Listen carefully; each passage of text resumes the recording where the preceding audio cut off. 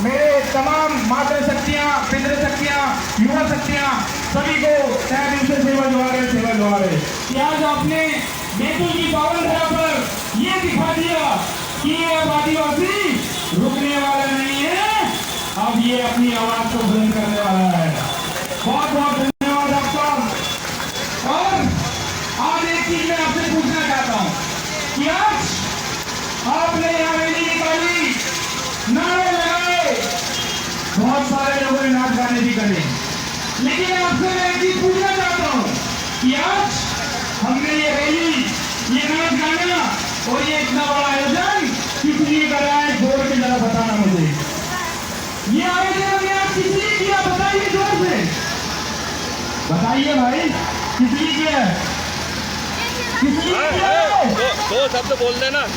किसी को नहीं पता, सबके की तरफ में दो शब्द, किसी को नहीं पता क्या का नंबर के बाद किस लिए किया है? विश्व आदिवासी दिवस जाना नहीं है। सभी को पता है, सभी को पता है। आवाज आनी चाहिए जोर से, लगना चाहिए कि यहाँ कोई बैठा हुआ है और यहाँ कोई बोल नहीं रहा है, पता है क्या है? लेकिन हमारे यहाँ की सरकार, गूंगी बहरी सरकार को ये नहीं पता है कि 9 अगस्त को विश्व आदिवासी दिवस भी है। पता है क्या उनको? तो ऐसे लोगों के लिए क्या करना चाहिए? एक शायरी बोलता हूं आपके लिए, ऐसे लोगों के लिए तख्त बदल देंगे, ताज बदल देंगे, और जो आदिवासी के त्योहारों को ना समझे उनका राजपाट ही बदल देंगे। यही चीजें थी। और आज आप लोगों ने सहयोग किया। एक और चीज मैं आप लोगों को बता देना चाहता हूं कि देश के माध्यम से लगातार जब आदिवासियों की आवाज उठने लगी, आदिवासियों के लिए हम लड़ने लगे, तो बहुत से लोगों को जलन भी होने लगी कि ये आदिवासी कैसे जागने लगे हैं, ये आदिवासी अपने हक अधिकार कैसे जानने लगे हैं। ऐसे लोगों को सबक सिखाना है कि नहीं, सिखाना है कि नहीं? सिखाने के लिए आपको जयस का साथ देना पड़ेगा और गांव-गांव तक जयस के झंडे और हमारे पदाधिकारियों को बुलाना पड़ेगा। तब जयस के पदाधिकारी आपकी आवाज को, चाहे जिला मुख्यालय हो या विधानसभा हो, आपकी आवाज को, आपके हक अधिकार को वहां तक पहुंचाने का काम करेगा, तो वो जयस के युवा और जयस के ये पदाधिकारी करने वाले हैं। तो आप लोग तैयार हैं क्या? तैयार हैं? और मैं आपको बता दूं कि ये विश्व आदिवासी दिवस आज बैतूल में ही नहीं बन रहा है, छिंदवाड़ा में ही नहीं बन रहा है, होशंगाबाद में ही नहीं बन रहा है, बल्कि पूरे देश और विदेश में भी बन रहा है। इस बात का हमें गर्व होना चाहिए। और अगर जिनको ये नहीं पता है कि ये देश और विदेश में ही बन रहा है और 9 अगस्त को अगर छुट्टी घोषित नहीं कर रहे हो, तो आने वाले समय पे हम मध्य प्रदेश में तुम्हारी छुट्टी करने वाले हैं। इस बात को भी याद करिए। बहुत अच्छा लगा कि आप लोग आए और इतनी भारी संख्या में युवाओं ने आज ये ताकत दिखाई। ऐसी ही ताकत हमें अपने हक अधिकार को जानने के लिए करना पड़ेगा। हमारी शासन प्रशासन की योजना है, उन्हें जानने के लिए हमें एकजुट होना पड़ेगा। छुट्टी को समझना पड़ेगा, पैसा कानून को समझना पड़ेगा, भारतीय नियम को समझना पड़ेगा। ये वो हक अधिकार है जो संविधान में आपको दिए हैं, लेकिन आज तक आपको किसी ने बताने का काम नहीं किया। किया है क्या? लेकिन ये जयस आपके 5वीं अनुसूची से लेकर आपके हक अधिकार की आवाज उठा रहा है। सही कर रहा है कि नहीं? सही कर रहा है कि नहीं? आपकी आवाज उठनी चाहिए कि नहीं? उठनी चाहिए कि नहीं? तो यही चीजें भी, इन्हीं चीजों को लेकर संयुक्त राष्ट्र संघ द्वारा विश्व आदिवासी दिवस मनाया जाता है, क्योंकि हमें कहीं जाके रहने की आवश्यकता नहीं इस आदिवासी समाज को। ये आदिवासी समाज बैतूल में भी रहता है और देश विदेश में भी रहने का काम ये आदिवासी समाज करता है। हमें कहीं रहने की जरूरत नहीं है। इस बात को आप लोगों को समझना पड़ेगा और संविधान की उन धाराओं को भी समझना पड़ेगा जो आप लोगों को दी गई है।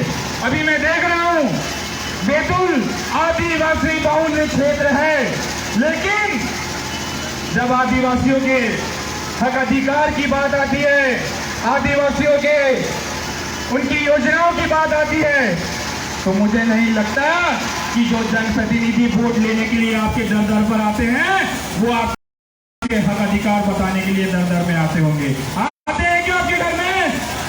आते हैं क्या? हाँ या ना बोलिए, आते हैं क्या?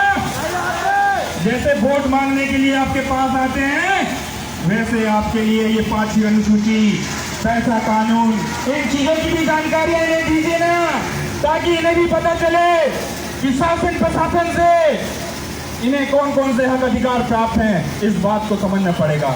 अभी मैं एक चौक में खड़ा हुआ था, वहां पर हमारे क्षेत्र के सांसद, शायद उन्हें डीडी हुई के बोलते हैं, उनका फ्लैक्स बड़ी जोरों से लगा हुआ था चौक पर और विश्व आदिवासी दिवस की बधाई दे रहे थे।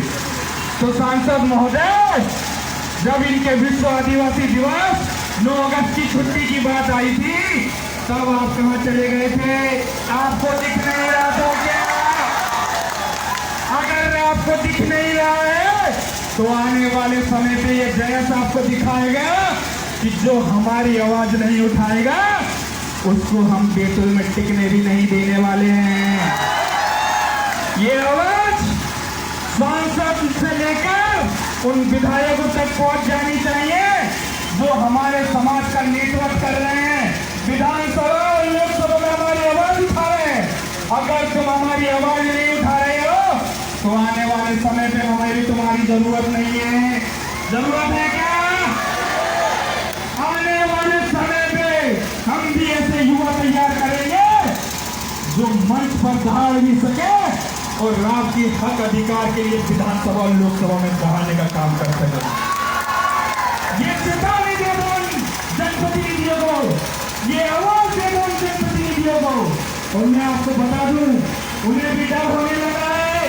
अभी नेमावर की घटना को लेकर जब हमने ब्लॉक ब्लॉक पे आंदोलन करना शुरू करे तो कुछ लोग कलेक्टर के पास पहुंच गए, कुछ लोग हमारे गृह मंत्री के पास पहुंच गए कि बोले इन्हें समझाओ हमारे क्षेत्र पर कोरोना काल का उल्लंघन कर रहे हैं।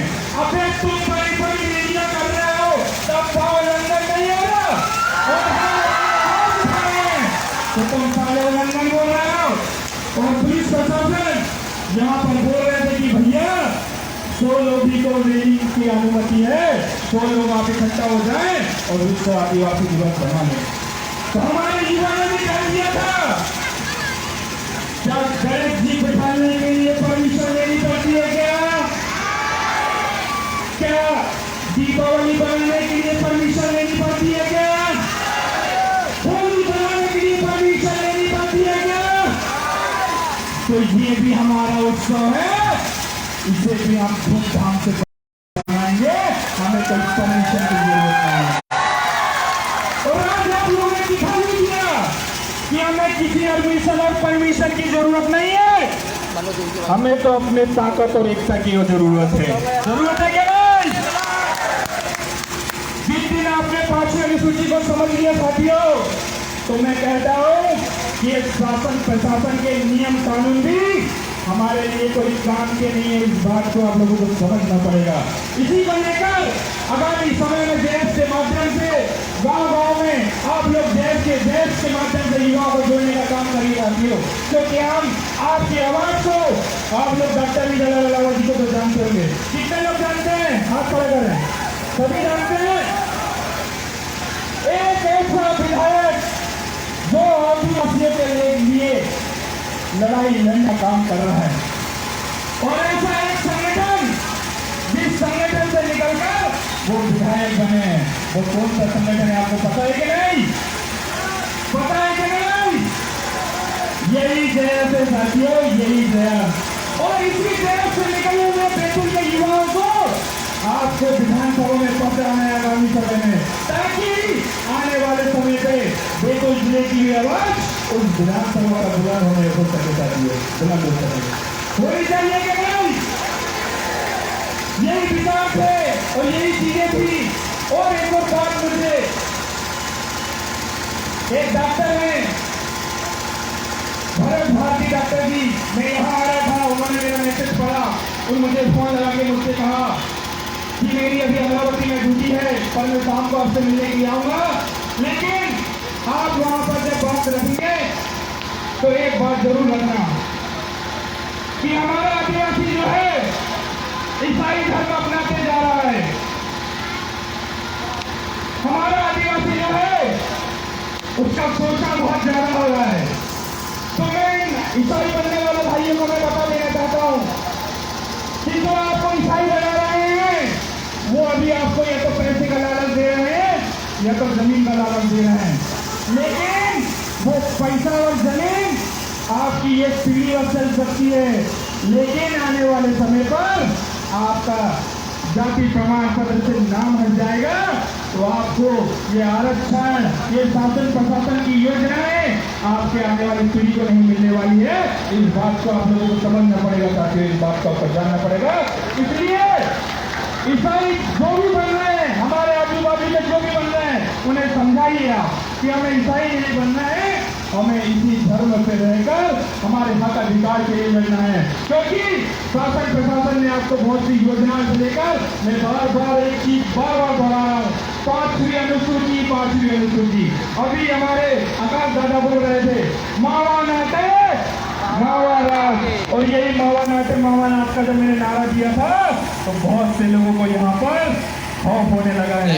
अभी तो मैं उन लोगों को बता दूं, अभी तो ये बैतूल की शुरुआत हुई है, ये अभी कुछ युवा जागना शुरू कर रहे हैं।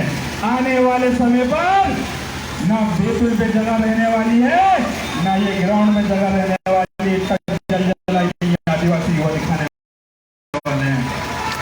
तो यही क्रांतिकारी विचार थे, यही चीजें थी। आने वाले समय पर एक बात फिर कहना चाहता हूँ कि जयस से जुड़े, हमारे संदीप भाई से जुड़े, ताकि संदीप भाई मजबूती से आपकी आवाजों को बुलंद कर सकें। यही क्रांतिकारी विचार थे मेरे। तो जाते जाते सभी के लिए एक नारा हो जाए, एक तीर एक कमान, एक तीर एक कमान, हम सब